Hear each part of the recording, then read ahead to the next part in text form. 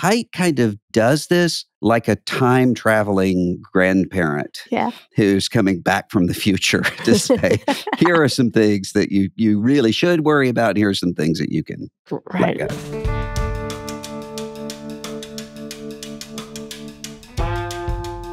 Hello, this is Russell Moore, and you're listening to The Russell Moore Show, brought to you by Christianity Today. Every week, we explore here conversations and questions from a Christian perspective to help you sort out how to live as a follower of Jesus in confusing times. And this week, we have a conversation to seek to do just that.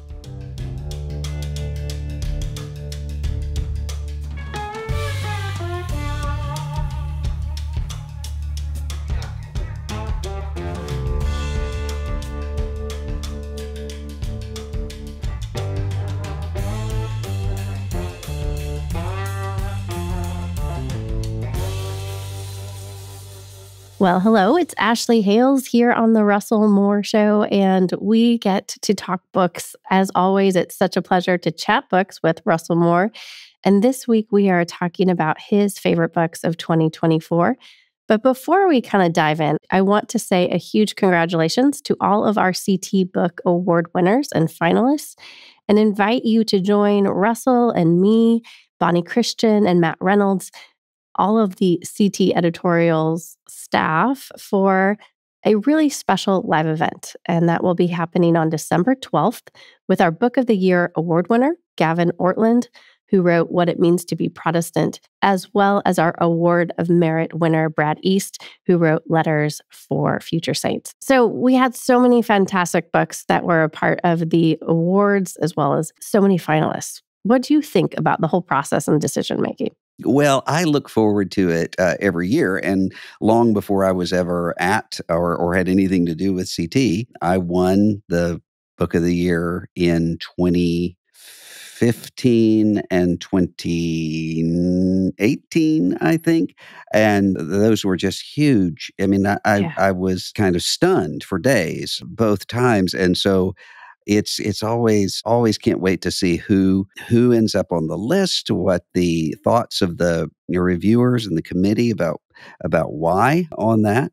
I recused myself from the decision making on this because I know so many people involved, and I didn't want to put my thumb on the scale one way or the other. So I was just delighted to see it. It's so fantastic, too, to see all of the authors now chiming in on social media about how excited and overwhelmed they are. And we hope that it will continue to create great thinking, great discussions, and great community around some of these books.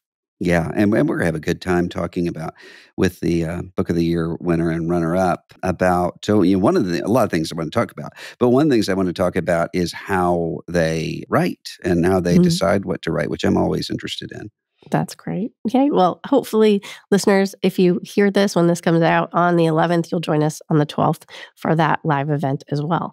But I'm sure you can find a link later on to listen and watch. Well, Russell, as we think about your top 10 books for 2024, I wanted to talk about them according to theme, because folks who already have read your newsletter likely have seen kind of your annotated thoughts about these 10 books and things that you loved and things that stood out to you. So I would love to think about three themes that I see in your reading. One is the importance of outsiders in the community. The second one is ways forward in our historical moment. And the third theme would be the pursuit of the beautiful as kind of a humanizing mechanism. So maybe it's my English background or what have you, but I read something and I want to tie it all together and find the patterns. So I was going to say, I'm glad that you found patterns, because I had no pattern in mind.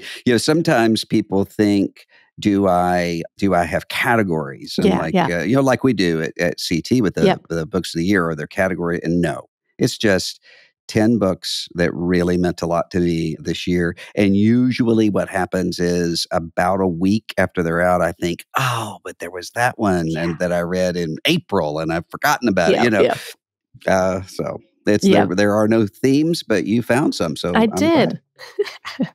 Our first theme is, the role of outsiders to our community. And I think you could probably put Nancy French's book Ghosted in that category, along with Brian Fairbanks's book Willie, Waylon, and the Boys, How Nashville Outsiders Changed Country Music Forever. So as we think about this theme, let's just spend a second on Nancy French's book. She is a force of nature. She's so fun, and her book is the same. Yet, I think there's a through line in her memoir that she has operated a lot on the outskirts of places and organizations, and even being forced out from political groups or churches. What would you say Nancy's story particularly has to teach us about the necessity of outsiders to comment on in-groups? When I read her story, yeah, I see some outsider. I also see very much embedded.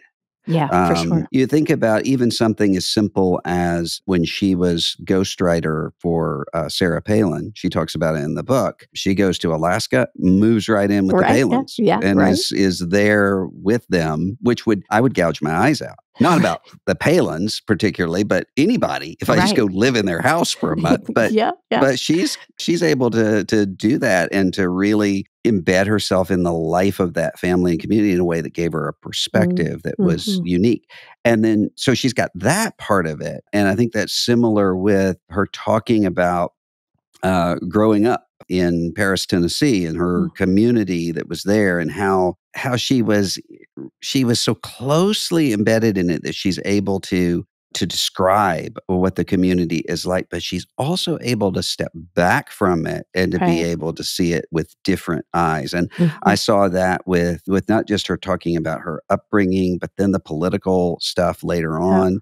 It was kind of both of those perspectives. Yeah. And not to mention, with that book, one of the things that she did that is very, very hard to do is to have some really dark themes that she fills with humor, and some really light themes that she fills with gravity. And that's very hard as a writer to do. It is, she makes it look easy, but it's hard. Yeah.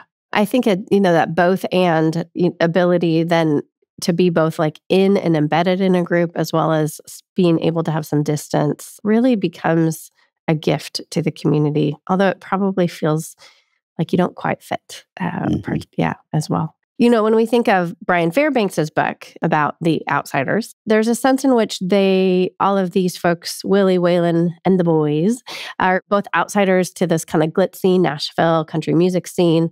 But they're also outsiders in the sense that they themselves don't all fit together, whether it's politically or otherwise, that they have various diverse points of view, and they still manage a deep friendship. What do we learn about friendship and the way that like diverse communities can really influence both friendship and vocation? I was thinking about that. If the Highwaymen, which was Waylon Jennings, Willie Nelson, Chris Christopherson, and Johnny Cash, were to come together now, a group like that, somebody would be wanting to do a reality show out of it. And it would make a really interesting reality show, because you've got Chris Christopherson is far left and very passionate about it. Willie Nelson is left but chill about it. Johnny Cash is temperamentally conservative with some progressive instincts in some areas, and then you've got Waylon Jennings, who is very far right. But they were able to get along and travel together. But I think what was maybe more interesting to me in this is not the political disruptions. It was the rivalry disruptions that Waylon Jennings talks about. I think it was Waylon Jennings at the end talks about, we had all of these sort of turf wars between each other about things that now I know just don't matter at all. Yeah. And that sense of understanding that. And I also think that this book does a good job dealing with regret and guilt in some ways. I mean, particularly with Waylon Jennings, for those who don't know his story, he was supposed to be on the plane with Buddy Holly when it crashed. And instead, he got bumped from being on the plane and had to drive. And he and Buddy Holly saw each other in the hallway and kind of jabbed back and forth at each other. And Waylon said, "I hope your plane crashes." as a joke, and then it did. And he spent his whole life sort of thinking about that. And he sang about it in one song called A Long Time Ago, where he said, "Don't ask me who I gave my seat to on that plane. I Yeah. told you that a lot." He didn't like to talk about it. But he kind of, the book shows how in the life of that one person, you've got this hanging of regret and guilt that isn't rational. I mean, if you look at it Right. from the Yeah. Yeah. outside, you can say that's a joke. You can't control whether a plane goes down Right. or not, but it's real. Yeah. And then at the end, you have sort of this dealing with the things that they thought were important that really weren't. I thought that was really striking and valuable. I think there was a line in your newsletter that you quoted from the book where Waylon says, "My friends, the town is big enough for all of us." And Hmm. that really struck me. You mentioned just kind of commenting, it really is. That town is big enough no matter which town one has in mind. Yeah. Is that something you think we don't have that capacity any longer as a culture to maintain those sorts of friendships amidst regret and difference? I don't know that it's our culture. I think it's something about fallen human nature, Yeah. that there's a sense of scarcity where there is no scarcity, Mm. and it's very hard when you're sort of living a life. You're in the middle of it, and you're trying to do what you think you need to do and to protect what you think you need to protect. It's really, really hard to get the vantage point. I mean, we're talking Yeah. about outsider sort of the Yeah. vantage point to see that in the way that I think we can with distance and time. Yeah. And so you're able to look back, and I mean, I can think back in times in my life where I look back and say, the things I was so worried about were just nonsense. I wasted so much time worrying Right. about that. Yeah. And I think what I'm aware of is that's undoubtedly true right now, and that myself years from now I'll look back and say, why did you spend so much time worrying about whatever?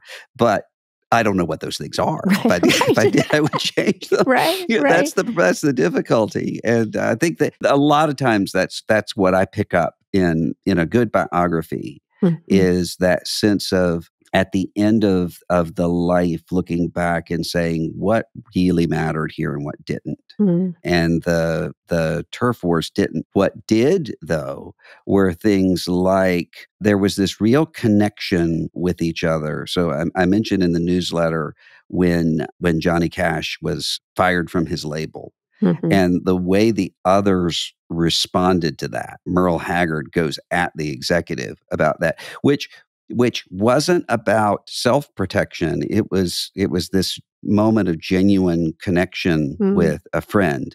Yeah. And those are the things that ultimately did in fact matter. Well, our second theme, and there's a lot of crossovers. So listeners, don't hold me too hard to these to these boundary lines because a lot of them go in and out. That's what good literature does, right? It's not simply black and white. It really opens up a lot of connections. But a lot of these books also really talk about how do we move forward with hope, I think, in this moment, this cultural moment. So in that, I would put Jonathan Haidt's book, The Anxious Generation, Hmm. Byung-Chul Han's book, The Crisis of Narration, and Leif Enger's novel could fit here, but I'm going to move it to the next one, and Charles Taylor's Cosmic Connections as Hmm. ways forward to think about how do we live as humans who are, and in a Christian vocabulary, we would say who are both saints and sinners. And even though a lot of these folks wouldn't necessarily claim that identity, they're really getting at a lot of both what is wrong with our moment in time and how might we move forward with hope. So Hmm. Jonathan Haidt's The Anxious Generation, we've had him on the podcast lots of times, and his sociological work. I mean, I've already seen it. I was sitting with another mom friend, and her church, which is not our church, but her church is actually going through the book, The Anxious Hmm. Generation. So there's lots of stories like that as we think about the sociological research that Haidt has done. Yeah. How do you see that book kind of changing the conversation around technology, around cell phone usage, around even identity formation in the ways that we think?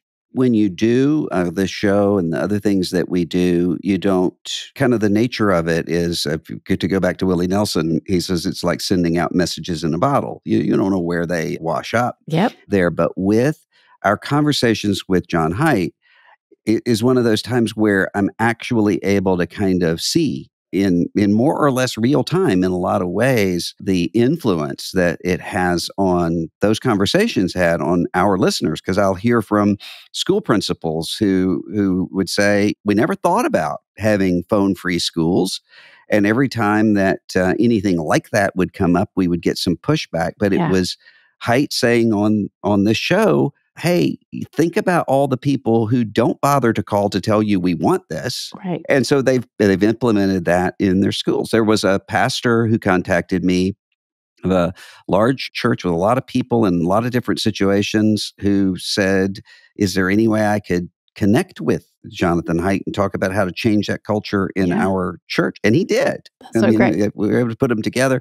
This book it's kind of like his book, The Righteous Mind, 15 or 20 years ago, was genre defining when it comes to, or at least issue defining when it comes to polarization and division. And it was at the front end of people were starting to recognize this is going on, but they didn't know how to think about it.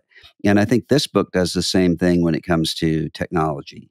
There are a lot of things in this book that I think it's different than what a book like this could be, which could just be, this is awful, look at what's happening. Right. Yeah, I think that's you could what's do great. that. Yeah. And somehow, I think what I appreciated about the book is he was able to give concrete sort of recommendations without being legalistic about them. So here are some things that I've seen work in terms of this age for this technology and that age for this technology. No smartphone until 16 and no social media until 18, I think is what it is. And all of these various things. Here's what I would do in a school. Here's what I would do in a church, in a way that is very clear. He's saying, hey, this is an idea. You look at it and take what you want and don't what you don't. But I think that was helpful to give people a sense of, here's how we can, because otherwise I think what people do is they just say, well, that's what we're living in now. So we just have to have anxious, bullied, harried, exhausted kids. Right. Yeah. No, I think that's exactly right. Because there can be the sense in which, well, I guess my kid can't be the only kid, right? And so there is a communal action part of the anxious generation, as well as not a shaming, like, well, if you've given your kid a smartphone at 12, you're obviously messed them up forever, And so that's right. Really writing that line between concrete action and communal responsibility was incredibly encouraging. Yeah, and also recognizing, look, the technology is constantly changing so fast that you cannot expect an entire society to know what all the implications of a given technology are going to be. And you can't expect a family having to be the first generation to sort of figure out, what do I do with Instagram? Right. You can't call grandma and say, how did you deal with Instagram? It's all new. So there's not a guilt coming out of this book. It's really helpful solution. It's kind of like that. I mean, I'm not a big Jordan Peterson fan, as you know, but there sometimes when he's right, he's really right. And then when he's wrong, he's awful. But I've heard him say about how important it is to have grandparents nearby who are able to say to parents, hey, here are the things that you shouldn't freak out about. Yeah. And here are the things that I would really lean into, because they've got, to go back to the theme, they got enough distance. They're not in the middle of it. And they have the wisdom of that backward look. Yeah. Well, Haidt kind of does this like a time traveling grandparent who's coming back from the future to say, here are some things that you really should worry about. And here are some things that you can let go. Yeah, there's a lot there about kind of parenting and wisdom in this book as well. The other book I would love to put in this idea of what does it look like to move forward in hope in this moment of time would also be Byung-Chul Han's The Crisis of Narration. In one point, he talks about storytelling versus story selling. And he says, where narration and advertisement have become indistinguishable in this story selling moment. And he talks about that as this crisis of narration. And in response, he talks about this kind of information versus having a history, that narratives give us a history versus kind of this information overload, which is something that Haidt obviously is engaging with too in a different way. But Hahn says it's only with narrative that a future opens up, for narrative gives us hope. And so I think there's a way in which this book gives us a philosophical framework in the way that Haidt's book gives us more of a sociological framework for our moment in time. What did you enjoy about the crisis of narration? How did it give you a framework? Well, I mean, first of all, Byung-Chul Han, I read everything that he writes because he writes these tiny little books that are just packed with dynamite. I mean, just about every single time. And it's usually about some aspect of something I've never thought about before, even if it's a topic I've thought about a lot. Yeah. And in this one, he deals with the fact that we're in this time where what we have is information. We're trying to build our lives around information, but information is disconnected, it's decontextualized, and it's for consumption. Right. It's for consumers, where what we're actually designed to embody is story. Yeah. And that's true individually, sort of, as Buechner talked about, finding the plot line of one's life, and then the plot line of the larger universe, but also communally. So he talks about myth, which we're going to talk about in a little bit, but he uses the word myth. And he says there's a hunger for myth, which he says is ritually staged narratives. Now, that takes us back to Haidt in some ways, because Haidt talks about how one of the big problems is a lack of rites of passage. And I mean, he wouldn't put it this way, but as a way of narrating a life. And that there's this hunger for that. And I think that's right. I mean, I think that's one of the reasons why. I mean, we're recording this as we're in the run up to Christmas. I think it's one of the reasons why Christmas is so meaningful spiritually to a lot of us. It's because of the sameness of it. It's not how novel and different it is. It's how every year we do this carol sing. Every year we do those kinds of things. And he talks about that. And he also talks about how with information, but the difference between an information and a story is that a story withholds. Because there's a continuity there. And it just strikes me in terms of Jesus's use of parable, and why Jesus says he's using parable, so that being blind, they may not see. Now, he's not saying I'm doing this as secret code. Right. What he's saying is there's a particular kind of readiness a person has to have to experience what it is that I'm saying to you. Right. About the seed that falls on rocky ground and on good ground and so forth. And I think he's talking about that with that withholding and then the continuity. And I think I'm planning actually to write on this, and I'm in the middle of starting this, but about deadness. And I think that he's right, that's the fundamental problem of our age is deadness. And he gets at it in terms of this sense of story. And then right behind that is this kind of cynicism where, because there's so much story selling, that we are having to question all the time, well, what's really going on? What's really the subtext here? And so there's just, it really puts in context the kind of moment that we're in a way that was helpful to me. If you think about Romans 12, 1-2, do not be conformed to this world, but transformed by the renewing of your mind. Paul puts that in the context of being able to discern, to have the wisdom to discern. So one of the most important things about not conforming to the pattern of this world is to know what that is. Right. What is the pattern of this world around me that I'm conforming to without even thinking about it? And this story selling and information age are big parts of that, I think. Yeah. And it just cuts us off from the participation in story, right? Because Mm-hmm. there's valleys and there's troughs and there's heights and, Mm-hmm. there's times where characters get lost in the wood, whether that's real or metaphorically in our own lives, as well as the fiction and other things that we're reading.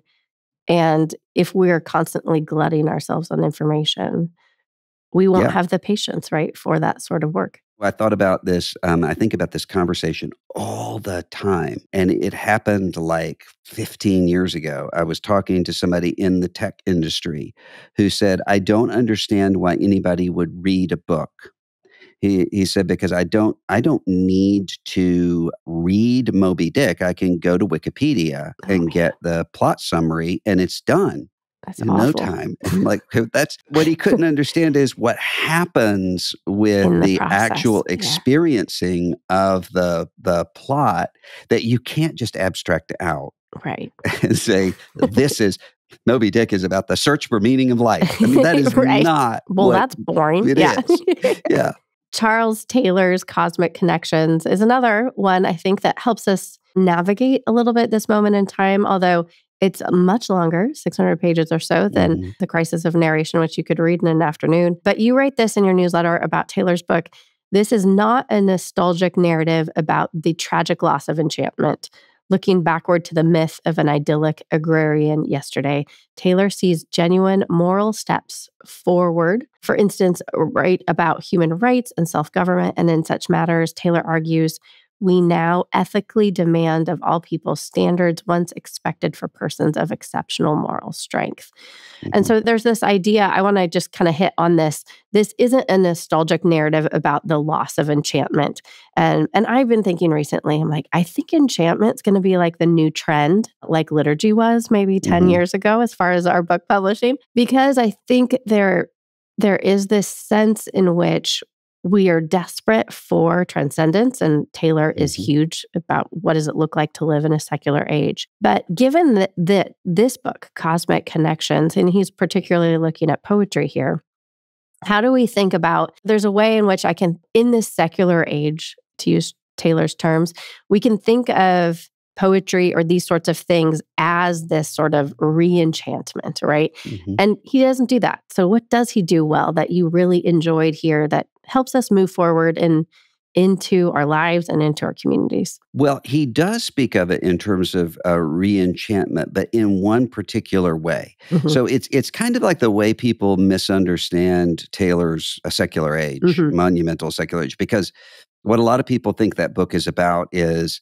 isn't it awful that we're not in Right. the Middle Ages Right. anymore? Yeah. And instead, what Taylor does so expertly in that book is to say, secularization is not just about more people not believing.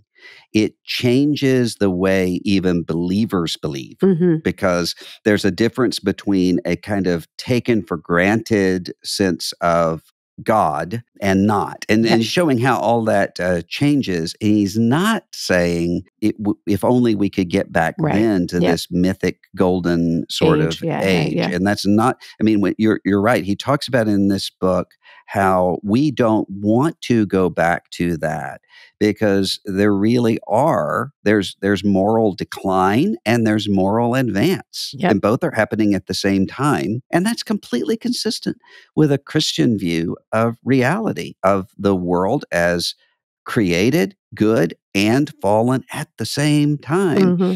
So it shouldn't surprise us. But what he's talking about with poetry, I think is really important. And I think it resonates a lot with the work of Owen Barfield and others about the nature of words Hmm. at the heart of the universe. If John 1 is right, and I think it is, that the world is created and holds together by the word, Yep. then words are not just random shortcuts. Yep. There's really something about the whole fabric of the universe bound up in words. And he's talking about it here in terms of poetry, in terms of the way that what the Romantics were doing is they were looking at this Enlightenment view that everything is rational. I mean, it wasn't. It was much more complex than that. Yep. But the hyper emphasis on the Yep. rational and on the measurable, and saying no, there's something about longing and imagination that really connect us with something we shouldn't be cut off from. Mm-hmm. And so he talks about how poetry works with that. And it's one of those things where a lot of times what people will say to me is, I kind of want to engage with poetry, but I don't understand. There's some poem and they might say, I like it, but I don't understand it. I'm like, you don't have to understand it. Yeah. Let the way, the rhythm of the words just sit in that for a while. And he talks about that in a way that I think there are a lot of people who would say, well, I'm never going to read a 600-page book. Agreed. I understand that. Yeah. And some people are going to say, I don't really understand the differences between Milosh and Eliot and all. Okay, that's fine. Just read the end of it. Yeah. If you just read the very end of it, you're going to find something that's really important about I think about Wendell Berry saying, one of the most important things in life right now is recognizing that the universe is more like a drama than a market. Mm-hmm. And I think that very last of this book will show you kind of how we naturally get into the mode of seeing it as a market and how to break out of that. Yeah. In ways that are really, really important. I think this book is every bit as important as A Secular Age. And that's really saying something. That is saying something. Do you have anything, what does it look like this time of year for you, Russell, to get out of the market mindset and into the story-driven wonder of this moment? Well, I mean, kind of like I said earlier, what does that for me is the sense of rhythm and regularity. Yeah. And I'm not talking about in big sort of ways. I'm talking about little bitty things like we're going to watch Charlie Brown Christmas every single year. I know it by heart because I've been watching it every single year since I was a year old or younger. Yep. But it's there every single year. And the same thing in terms of you don't have to be part of a so-called liturgical church, although this certainly is true there. But even the lowest church of us in terms of liturgy do have a liturgy at Christmas that has regularity and kind of breaks out of that illusion that I think we have that says we have to have something new and different in order to keep our attention. Mm-hmm. It's actually that repetition that is important in framing a life. Yeah. That's exactly And that's why, right. Think about Fleming Rutledge, who, as you know, I'm a big fan of, even though I'm kind of guilty around her because I'm not an Advent purist by any means. I mean, is probably the other direction. As soon as the leaves turn, I have on Nat King Cole Christmas music going. But what she is, she's probably right about it all. But what I know she's right about is that sense of the importance of ritual and framing. Yeah. And not just that it's important, but why it's important. Because there's a kind of longing when I hear Linus recite Luke 2. Yeah. There's a kind of, it does something to me that I can't really explain because it kind of takes me back to other moments in my life where God has been very present. And that's why we were doing our Christmas special for the Bulletin. And I was going to be reading Luke 2. And it was in some contemporary translation. And I said, no. I can't do it. When it's Luke 2, we are not going to talk about, this translation had, you will find the child wrapped in snuggly strips of cloth. I said, like I will drink rat poison before I say snuggly strips of cloth. Baby is wrapped in swaddling clothes. And so, and it's not because I'm saying, oh, the King James Version is more inspired than anything else. I don't typically preach from KJV now or anything like that.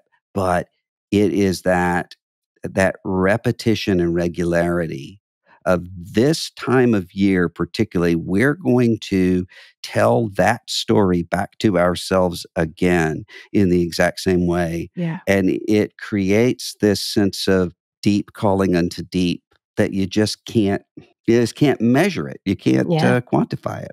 And it goes back to us being, made in God's image as like storied creatures, right? That Yeah. there is something in the human soul that resonates with that repetition. A friend of Yeah. mine wrote an album years ago called Poema, Michael Card. And he has a song in there about the rhythm and rhyme of the poem of your life. Mm-hmm. And he's talking about that common rooting of the word poem in workmanship. Mm-hmm. And you were You're created God's for poem. workmanship. Yeah. Yeah. And he talks about that poetry of life. And the whole album is about the shadows and light interplaying together in what makes a poem out of a life. Mm. And it's true. There's something about, and I think that's why the Taylor book is helpful, because the person who says, I don't get this poem because I don't know what it's about, is kind of like the person who says, I don't really understand what Jeremiah is saying, therefore I'm going to stop reading it Yeah. until I can figure it out. Yeah. That's just not how it Yeah. works. It's placing ourselves in the text instead of over it. Yeah.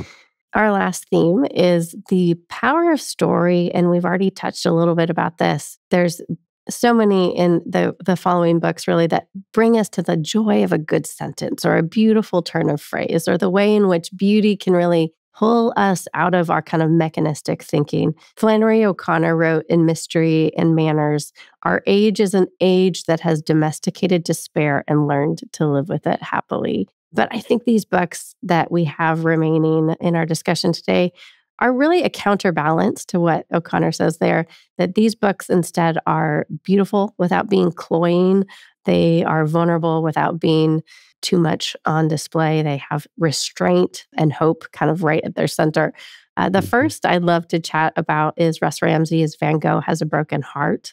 Mhm. You quote from the book in your newsletter that Vincent van Gogh said of his art, "I am trying to get at something utterly heartbroken." And Russ continues, "Many artists live at that river's edge. Their work explores the perilous seam where suffering falls off into despair and where affection wells up into passion, where the winds of heaven blow through the stuff of earth. They provide high relief compositions of the ordinary and matter of fact portrayals of the transcendent. They help us see the wonder of being alive and the inevitability of having to die. They read our story back to us, and we in turn ask to see the pictures." That's such a great last sentence. They read our story back to us, and we in turn ask to see the pictures. Yeah. How does Ramsey invite us into a dialogue with art and life and heartache? I wish that people could have been at an event. Now, Russ is a friend of mine. I try not to. I set out every year, so I'm not going to include friends of mine in the Right. list, but I broke it a couple times Yeah. here Yeah. and have before, because something is just so good and Mhm. and meant so much to me. We had a book party, several of us friends of Russ, when this book came out, and I wish everybody could have heard Mm. him there, because he was talking about going through, and he talks about this in the book too, but he was going through a gift shop. You exit through the gift shop at a museum, Mhm. at a Van Gogh exhibit, and how much of it was cheesy stuff talking about the ear. Yeah. Yeah. And there was a genuine kind of simmering rage in, Yeah. in Russ's. He's talking about what that means, the kind of person who can't get at the horror of Yeah. the suffering of Van Gogh.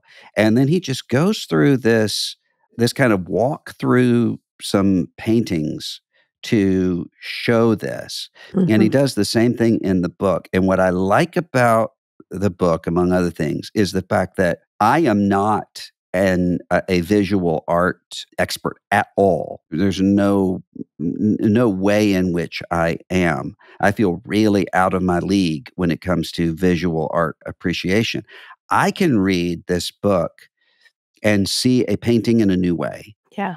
And it's kind of like, my wife Maria laughed at me when I said this, because I'm notorious for the way we do museums is she likes to linger. Yeah. And I like to, okay, there it is. Let's go. Yeah. Next one. You know, Check it out. I took my son through the Louvre and it was like, okay, there's the Mona Lisa. Come on. And we go through it and we're out and done. She likes to linger and look at things.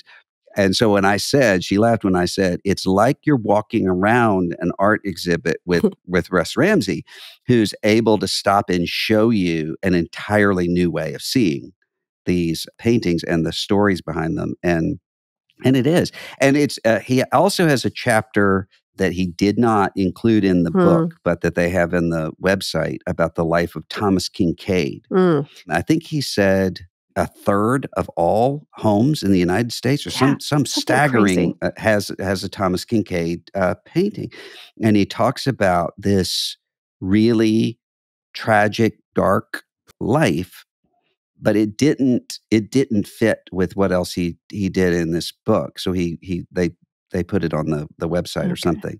But it just is, it's good to be, I think somebody who does know art really well will get this book. But somebody who is like, I'm intimidated I don't even know what to do when I walk into a museum, would benefit from it too. Yeah. Well, Wendell Berry's latest Sabbath Poems collection, we know how much of a fan that you are of Wendell and his work. I mean, so many of us are.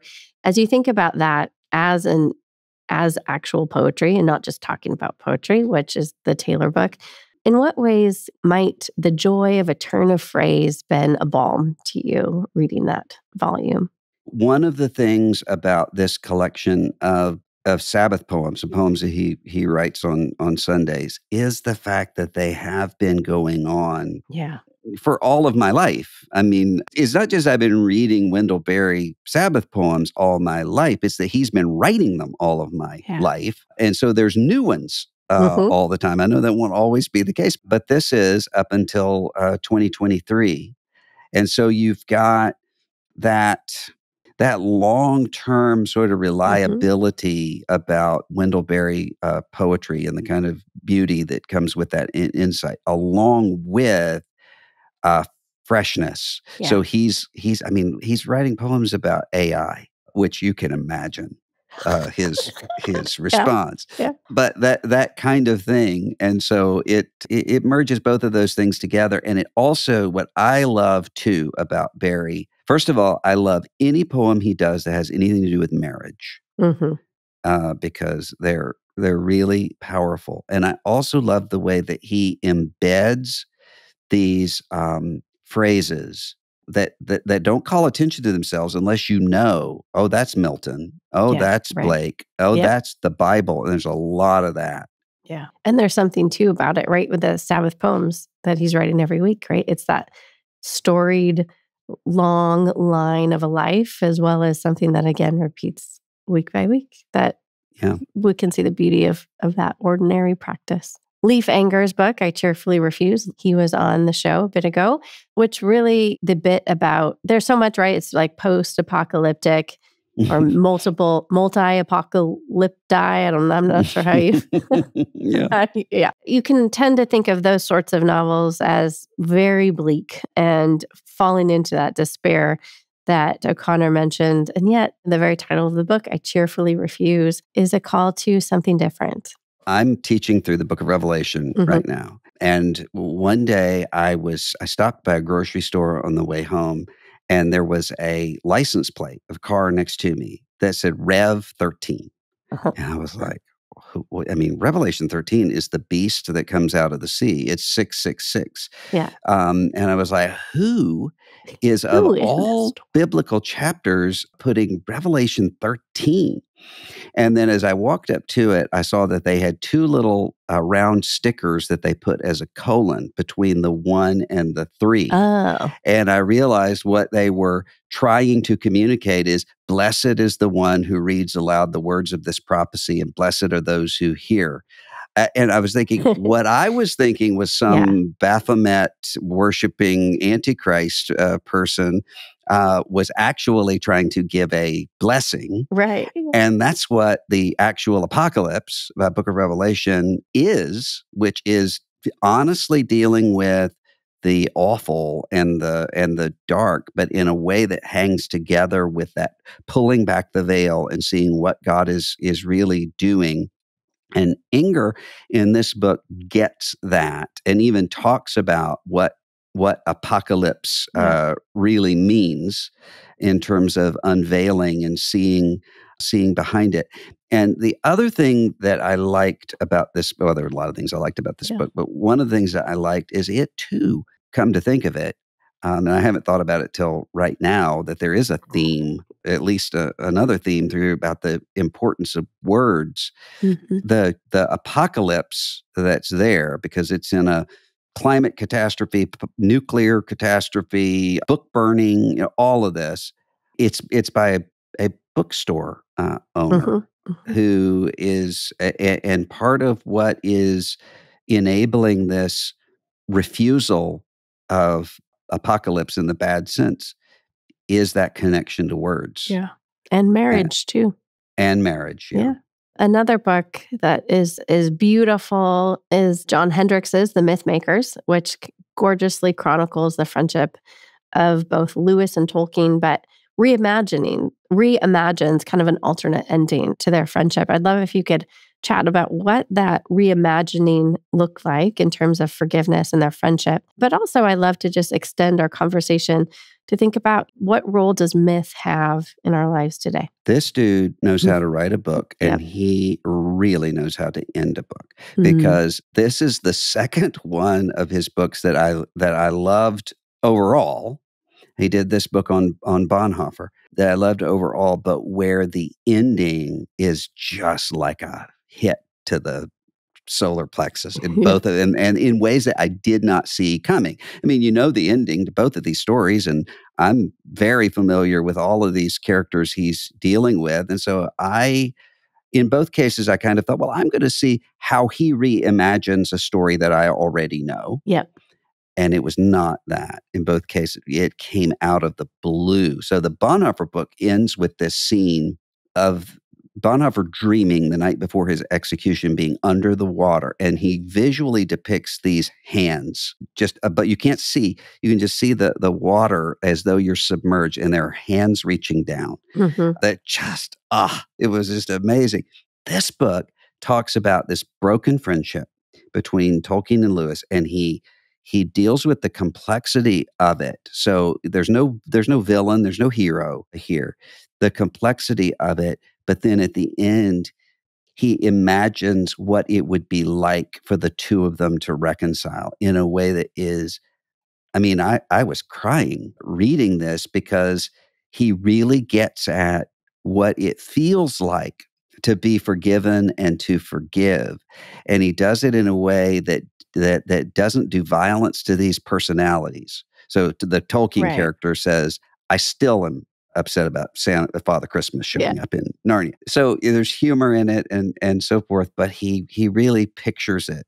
It's just a beautiful book, Mm. and beautifully illustrated as well. And in what ways do you think that book really restores for us as modern information glutted individuals the power of true myth? Well, I mean, the problem is we tend to think of the word myth Right. as a lie. And there are ways in which that is rightly used. We're told in Scripture, the Apostle Peter says these are not carefully devised myths. So he uses it in Mhm. that way. There's a sense in which that's appropriate.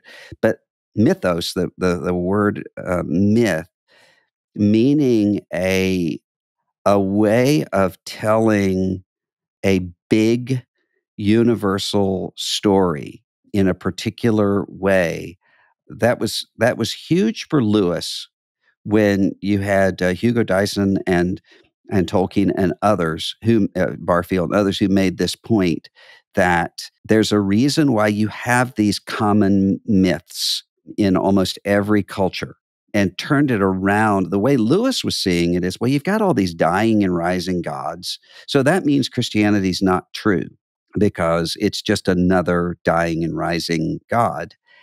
And what they're pointing out is if, in fact, God has designed the universe to be headed toward this monumental person and event and has created a longing in the human heart for that, then you would expect that there would be mythic anticipations of it. And so this is a myth become fact. Yeah. And so what Hendricks does, I think, is really subtle, is he tells the story, but he does it in a little bit of a mythic kind of way. So he has a wizard and a lion sort of guiding the reader through the book. So it's just, it's a magnificent book. It's definitely going to make it on my Christmas list. We have a few weeks off at the end of the year, Russell. What is on the top of your to be read pile as you think about the end of the year and some downtime? Yeah, I'm rereading right now Thomas Merton's Conjectures of a Guilty Bystander because I've been doing this project on Blue Sky where there's a challenge. I don't even know who started it, but for 20 days, put up books that have not necessarily the most important books in your life necessarily, but books that have stayed with you in some way. And I was thinking about, of all of the Merton that I've read, I just kind of was looking at my Merton shelves, and I noticed that Conjectures of a Guilty Bystander, which I haven't read in a long, long time, was just filled with book flags and highlights. And so I'm going to reread it again with some new eyes, I think now, after a while. That sounds good. I am reading James by Percival Everett, which is kind of a how's that?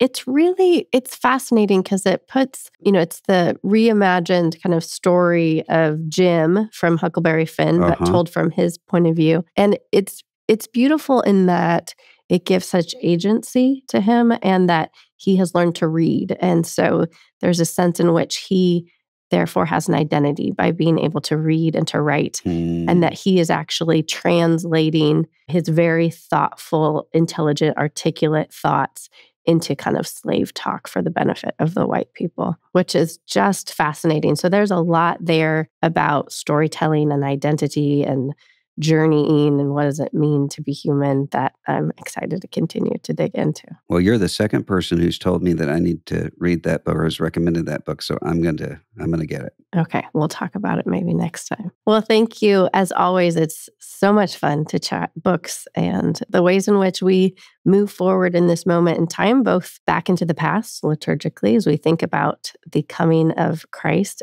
and his first advent as we wait for his second advent. And as you work on your Christmas lists, we hope that some of these books will also encourage you going forward. So thanks again, Russell, for the thoughtful conversation. It's always such a pleasure. Thank you. It's fun.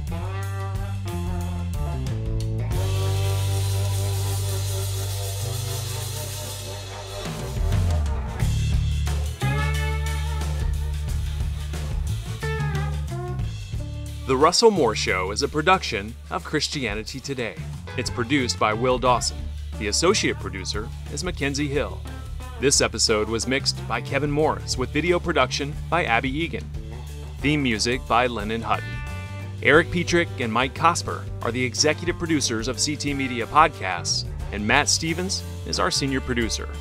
If you enjoyed this episode, please leave us a rating and review to help more people find the show. Thanks for listening.